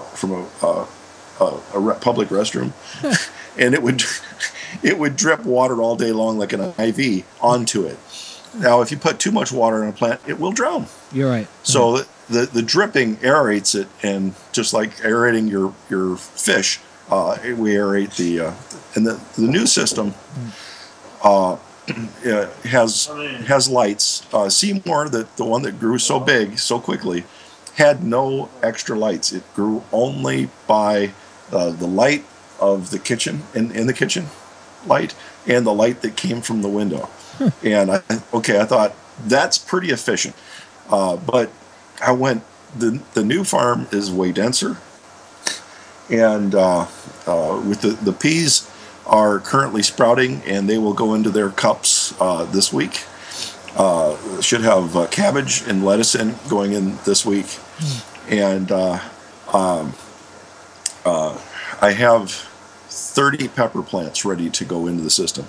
Now, all of these plants will be going into that area that I talked about, just a few cubic feet, and they will have the output of a 20-foot by 50-foot garden. I got a question for you, and this is something I think about because I'm in an area where some of our surroundings, like our neighbors, have a big open yard, and it's just grass, and there's a couple trees and stuff. But what if, and we're talking about guerrilla gardening a little bit, what if all of the green space that was just grass was transformed into gardens? How big of an impact would that not only make on food, but what about climate change and CO2? I mean, every plant helps. Every plant helps, and the big issue gets to be the water supply. If it's outdoors, again, like I said, the plant breathes by using water. It just doesn't use water to make sugar. It also breathes through the water. And unless it can freely give off water, it doesn't do it. And the method I'm using, most of it gets recaptured. I will be having a website out shortly called Upside Down Farm. Very cool. It's a totally new concept in farming. We'll be calling it anisotropic farming. It's an alternative to vertical farming. It'll be much more dense. And of course, an alternative to in-ground farming. And because it's not out in the open, it's also not vulnerable to Fukushima. Well, hey, there's that too. Because as much as I, want to do a very efficient hydroponic system, I know a lot of folks, myself included, don't necessarily have the funding or the space or the ability or even the know-how to do it. And so, we go outside and, I've got a little raised bed and put some, 2x4 down, raised up a bed and, grow an outside garden. And my situation personally is I'm concerned that the puppy is going to just totally trash the garden anyways, despite whatever I try to plant, whatever I try to do. It's going to be a complete wasted year for me. But if that wasn't the case, I mean, should people over here be even considering doing outdoor gardens, or there's a community-based agricultural farm, in my neighborhood, Zenger Farm in Southeast Portland. It's ZENGER farm.org is the website. And, I mean, they grow their food outdoors here locally. And is that, like, safe to eat? Or at what point do you got to draw the line and say, we should get a Geiger counter and start checking this shit out, right? I wish I could give an answer on that. Given the current policies and the availability of accurate data that isn't constantly being updated every few months with oops, the data we put out 3 months ago was off by a factor of 10, I would give you a yes or no. But because I don't know definitively that it is out of control or under acceptable limits, I really couldn't answer that. Right. And I wish I could. I suspect. Yeah, several times. Many of the reports that you'll see out on the all clear from British Columbia, Vancouver area, all came based on data that scientists received before the last correction. These people are trying to be responsible and conservative in their estimates. And when they make estimates based on what they believe to be accurate information, put that out. I feel very sorry for these scientists when just as soon as their releases come out saying everything's okay, it's minor that suddenly the information gets revised and says, "Oops, sorry, no, it wasn't a 10, it was 100." That is not the fault of the people that make the reports based on that. That's all right. Yeah, and it's, and that's the thing about it is it's kind of, it's all up in the air. No one really knows. No one really talks about it. No one can really talk about it. And, it's unfortunate because everyone's kind of kept in the dark and we're wondering, well, should I grow my garden outdoors? Should I not? And meanwhile, I don't want Monsanto's GMO food. I want to eat local. I want to eat, organic. I want to eat fresh. I want to grow my own food. I want to, support myself and be sustainable and make a difference in my own life because that's what it's all about. And that's what we got to do. So, what do we do at this point? What do? We start, like you're saying, you start guerrilla gardening, right? You start, whatever. One of the things I like to think about is anything that I like, my friends might like, or anything I enjoy or I find interest in, friends of mine might find interest in as well. If you like bell peppers, maybe some of your friends like bell peppers, and you can, plant some seeds and spread the love, right? John? I've also taken a bell pepper, since I have a whole bunch of them, or I've had a whole bunch of them at times, taken them and used them instead of bread. It's a fantastic low-calorie, crunchy way to fill up like an egg salad or something, and not have the bread. Well, that's all right. That's a great idea, and I can let you go if you need to. I'll answer it. Okay, that's here. I'll go ahead and. It was the best. Yeah. It's all good. Sorry about that. No, it's all good, bud. I'll take that later. If you need to run, it's all good. No, I'm okay for a few minutes. Okay, great. So what else? Do it live. What else is? Sorry. I guess we're not taking a break at the bottom of the hour, huh? No, we're definitely not taking a break at the bottom of the hour.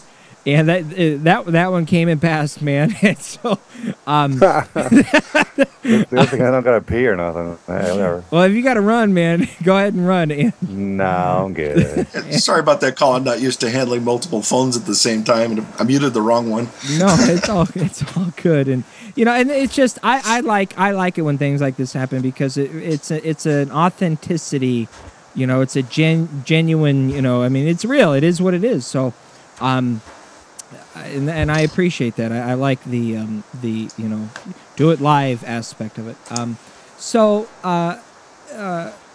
What I guess at this point, other than like joining the workers who are marching, for the farm workers, they had a big, huge thing that was in the news. Hundreds of farm workers did this 5-state, 9-day march protesting to try to improve working conditions in fields and farms, and folks can get active in that way. But I think a much easier way for folks to get active is to take up guerrilla gardening, and this is what we're kind of talking about. And like Ron Finley. If anyone hasn't seen that Ron Finley TED Talk, I would encourage people to go on YouTube and check out Ron Finley and his guerrilla gardening TED Talk. It's a good one. And we played it on the air. I've got clips from that, which is good to play. Plant some shit. Plant some shit. Here, this is what Scott's talking about. He wants to hear that. Okay. If you want to meet, don't call me. If you want to sit around in cushy chairs and have meetings where you talk about doing some shit, If you want to meet with me, come to the garden with your shovel so we can plant some shit. Peace. And that's exactly what it's about. Words. It's all about doing it. In other words, words are just words until we put those words into action.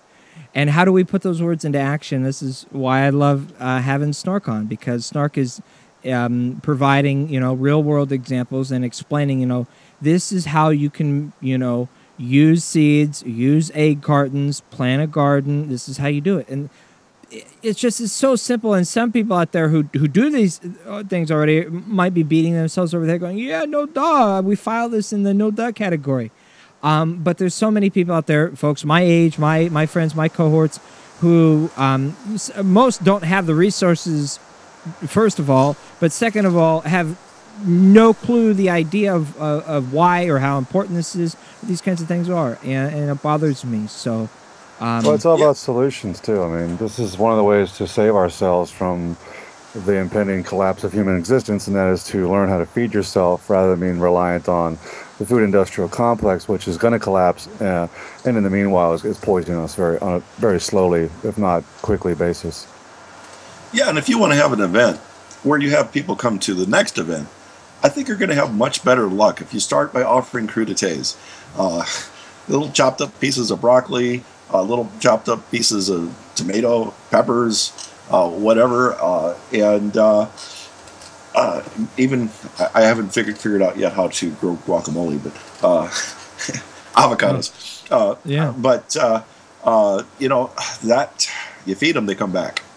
Right. Yeah. Plus, it's fun. Yeah. Uh-oh, speaking of fun, I have a special guest who's trying to make a cameo appearance on this episode, and I don't want her in here. Oh, yeah. The other thing is, he had to come show me. Well, the other thing I need to mention is J.D. Fishin of the chat room, who's also a green thumb master gardener extraordinaire, is flipping through his sustainability gardening manual, which he's handing me now.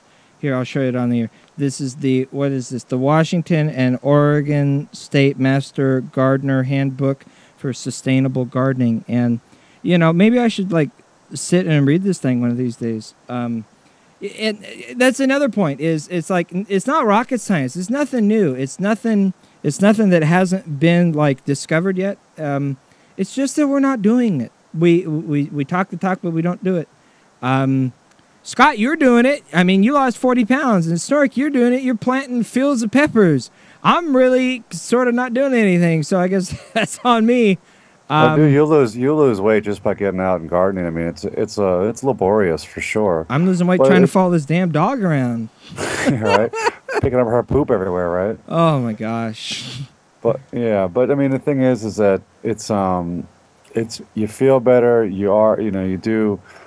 You live in a much more sustainable life, and it really is the way things used to be. I mean, it's really getting back to, repealing, if you will, or rolling back the Industrial Revolution, which has made us reliant on these systems that cannot be sustainable. And unfortunately, we don't know any other way. Most people don't know anything where food comes from. They go to the grocery store and they get Cheetos and corn chips and Cheez-Its, and it's like Doritos. They don't even know what they are. I mean, no one reads the labels on things. I mean, when you start reading labels, you start freaking out because you're like, what the hell is, I can't disodium phosphate? I can't pronounce this.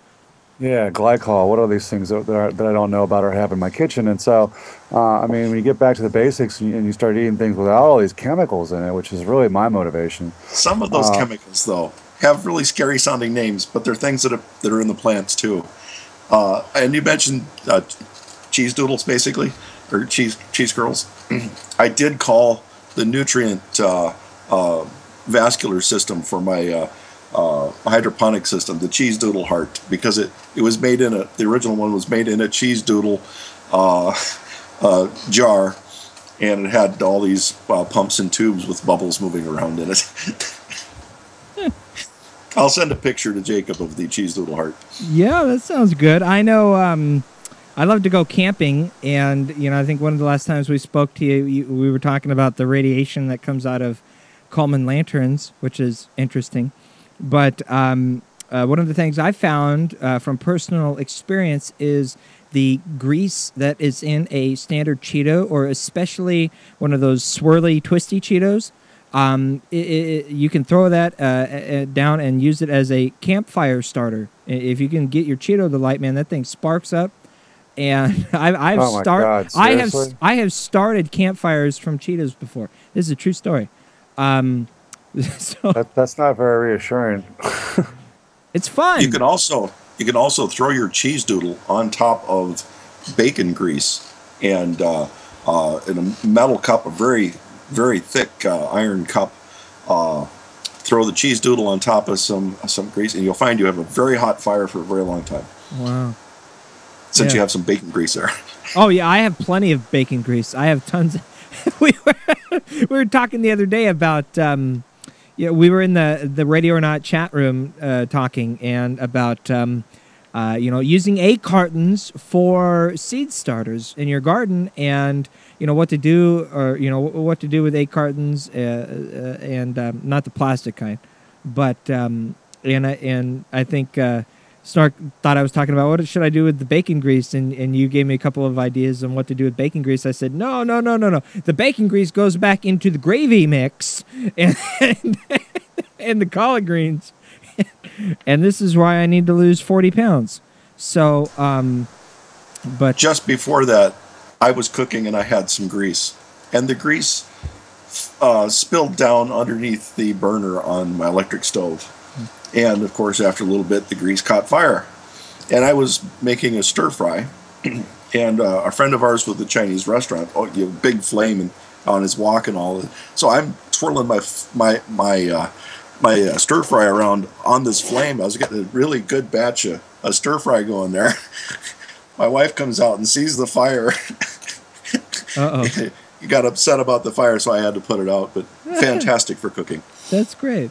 And I don't, one of the main points that I don't want to get lost in the conversation is really, getting the most bang for your buck, considering all the time and effort that people put into growing their own food, all the time and effort that people put into gardening. I mean, you really have to consider that, growing your own food is like printing your own money, and it gives you, the most bang for your buck. And as soon as you talk about money, everyone listens. People don't listen when you say, oh, here is how you can be healthy and how you can lose weight and save yourself. Yeah, I know I'm overweight. I need to eat healthy. I don't care. Or, well, this is how we can save the world and halt or at least slow down the climate change a little bit. People don't care about saving the world. People don't care about saving themselves anymore. But when you start talking about saving money... what was that? You mean I can feed my family for pennies a day? What are you talking about? Actually, an in-house hydroponic system does not take much time, other than the fact that I'm doing experiments trying to see what to change and what to add. That might take me a half hour or an hour a day. The actual tending to it probably takes 5 minutes, maybe 10 at the most. It's all right there. You don't have to walk around. You don't have to dig holes. You don't have to bend over ever. I've got it basically waist high up to shoulder high, and it's just all the work is right in front of you. And hydroponics is just fantastic. I've now been motivated to do a show on this, thanks to this Seed to Supper, a guide for beginning gardeners, which is a thing from Oregon State University. that I've been handed here, thanks to our associate producer, J.D. Fishin. And I'm looking at this, and it's like, you know, most people already eat tomatoes and cucumbers and bell peppers and carrots and onions, and most people already eat potatoes and cabbage and broccoli, sort of, and mung beans and all these other things. Why not grow them yourself and do it yourself? I mean, you cut out the middleman, you save yourself money, you save yourself all these other things. It's just, it makes sense. And before we hop off, because I mean, we're running, you know, got about 5 minutes left, and I want to give Scott a few minutes to wrap up some final thoughts. And Snark, I want to give you the same thing, a couple of minutes to wrap up final thoughts. And what's the most important, you know, take home that people need to take home from the conversation? And what do you think is the most important part of this conversation? It's much simpler than it seems. It can be done very inexpensively. I'll send pictures of the updated system. Most of it is recycled materials. Soda bottles, probably the air pump and the lights. I spent $30 on lights. Not thousands. I spent $30 on lights. And my pump, I think, was $30. And total cost in tubing, maybe $30. And that's about it. It is not an expensive thing. It is simple. It is forgiving. I've made mistakes, and the system corrects them. Hey, at least we're all keeping each other honest, right? That's what it's all about. So, Snark, I appreciate the time as always, man. I always learn something, and now that I've got these how to be a sustainable gardener manuals in my hands, we're going to have to do a whole show about this. And literally, now that I've got the manual on how to do it, we can get into more of the details about how to do it. And I'm amazed at all these things that you're handing me. Do it live. All right, Snork, thank you as always, brother. And our thoughts, and our prayers are with you, man. And always appreciate your time, bud. And if there's anything I can do, by all means, let me know. We'll get that website going, get that upside down farm happening. And we'll promote it, put a link up to the website. I mean, whatever I can do, man. I'll finish that as soon as my wife is out of the hospital. Sounds good, bud. And we'll talk soon. And I always appreciate it. And our thoughts are with you and her, man. So hang in there and keep up the good fight, bud. And we'll talk soon. Thanks. All right, man. Snark Y2K from the chat room, man. I always appreciate it. I got to fire off our little... There we go. Our in-studio audience. Scott, man, your final thoughts? A couple minutes. What is your take-home message? What is your most important points that you want to reiterate? Well, I mean, it's acts of rebellion. I mean, as Albert Camus wrote, the only coherent philosophical position is revolt. It is a constant confrontation between man and his obscurity. I think growing your own food is a form of revolt, becoming self-sufficient in terms of feeding oneself and one's community. Against Monsanto, hell yeah, it is. Against all these institutions that are poisoning us. I mean, Monsanto is just one of many. Cargill, all these other companies that make money off of food and to the expense of our health. I mean, it's the whole. I forget the guy's name, but he said he's a famous advocate for this sort of thing, and he said we have a food industry that does not care about health and a health industry that does not care about nutrition, and so that's where we are, and so it's up to us to make sure we have our own nutrition and our own health and take care of it. It's self-empowerment, really, and it is one of the most easiest ways, I think, to revolt. It doesn't require any kind of jail time or anything like that. Yeah, exactly. Or anything that would risk one's health. Exactly. If anything improves your health. It's positive. And it builds community, right? And so, I mean, I live in the Washington metropolitan area, and the state of Maryland was once a giant agricultural reserve. I mean, there was once 500 dairy farms in the state of Maryland alone 50 years ago, and now I think there's 3. I'm sorry, just in one of the counties, I take that back, in Montgomery County, Maryland, there was once 500 farms, and now there's only like 3. dairy farms. And, of course, raw milk is illegal in the state, whereas it used to be the norm. There was no pasteurization. And there's just a list of things that have been privatized and commercialized and corporatized. And these are things we have to take back. I mean, really resisting against the corporate state is the reason for fighting back against these things, because the corporate state, has us by the throat, and they're going to have our children by the throat. And to quote Chris Hedges, I do not fight fascists because I will win. I fight fascists because they are fascists. And this is a fight which, in the face of overwhelming forces that are arrayed against us, requires us to embrace a sublime madness and to find in acts of rebellion the embers of life, an intrinsic meaning that lies outside of certain success, and at once grasp this reality and then refuse to allow reality to paralyze us. And so it's the whole being in touch with what's really going on in the world and getting over it and moving on from it.